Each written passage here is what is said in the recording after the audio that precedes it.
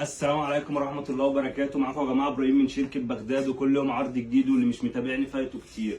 وبعد طول انتظار اللاب اللي مستنيه مصر كلها حاجة تحفة. اللاب وصل يا جماعة، لاب نظام اندرويد مش نظام ويندوز. اللاب ده 2017، امكانياته سيلور من الجيل الثامن، برامات 4 والمساحه بتاعته 16، وبيركب له كارت ميموري لغايه 1000 جيجا. الجهاز فيه مدخلين يو اس بي 3 مش 2، وفيه اتش دي ام اي لو حابب تشغله على شاشه. مش بس كده، اللاب ده تاتش يا جماعه، وبيلف 360 درجه. تاتش وبيلف 360 درجه، حاجه تحفه من شركه بغداد. وكل ده يا جماعه ب 2000 جنيه بس، ب 2000 جنيه بس من شركه بغداد. حاجه تحفه.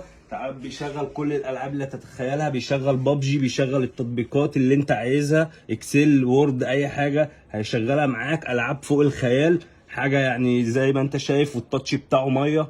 بصوا العاب قد ايه. تمام، نخش مثلا في التطبيقات، فيس بقى، واتس، ميتنج، زوم، يوتيوب، اي حاجه تتخيلها، نتفليكس اهيت، العاب. بصوا تيك توك، انستجرام، شير، اي حاجه تتخيلها، الايمو، كل ده موجود. اللي انتوا عايزينه حاجه تحفه، وب 2000 جنيه بس، ب 2000 جنيه. ودي بابجي يا جماعه، بابجي شغاله وشغاله بسرعه كويسه. اللاب تحفه زي ما انتم شايفين. اللي عايز يخش يكلمني، في منه كميه هتكفي مصر كلها ان شاء الله باذن الله. وان شاء الله انزل لكم بالفيديو ب 1400 جنيه في الفيديو اللي جاي. شكرا.